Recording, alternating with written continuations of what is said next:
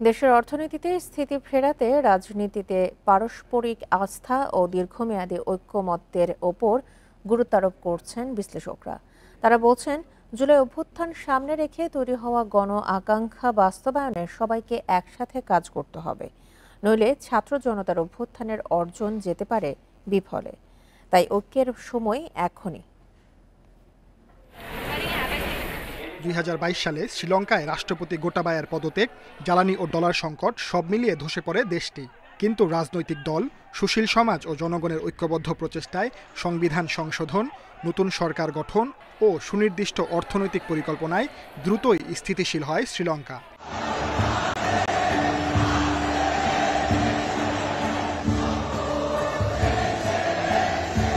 বাংলাদেশেও জুলাইয়ের ঐতিহাসিক গণ অভ্যুত্থানে স্বৈরশাসনের পতনের পর জন্ম নেয় দুর্নীতিমুক্ত, বৈষম্যহীন, আইনের শাসনভিত্তিক একটি রাষ্ট্র গড়ার প্রত্যাশা।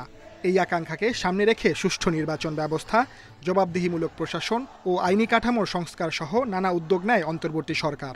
তবে বছর পেরোলেও এর অগ্রগতি নিয়ে খুব একটা সন্তুষ্ট নন রাজনৈতিক দলসহ সংশ্লিষ্টরা।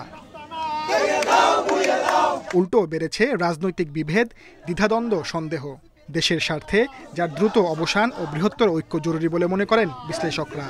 সমাজের গণ্যমান্য ব্যক্তি, দ্যাট মিনস সিভিল সোসাইটি, আরও যে বৃহত্তর ঐক্য, এই ঐক্য থাকলে রাজনীতি ভালো হয়, সামাজিক বিন্যাসও ভালো হয়। যেদিন মানুষ বুঝবে যে বাংলাদেশের রাজনীতিতে নিশ্চয়তা তৈরি হয়েছে, একটা নিশ্চিত পরিবেশ তৈরি হয়েছে এবং পলিটিক্যাল একটা হারমোনি, পলিটিক্যাল একটা স্মুথনেস রয়েছে, তখন আমি মনে করি যে বাংলাদেশের অর্থনীতি ভালো হবে। জাতীয় ঐক্য শুধু রাজনৈতিক স্থিতিশীলতাই আনে না, বিনিয়োগ ও অর্থনৈতিক প্রবৃদ্ধিও ত্বরান্বিত করে বলছেন বিশেষজ্ঞরা।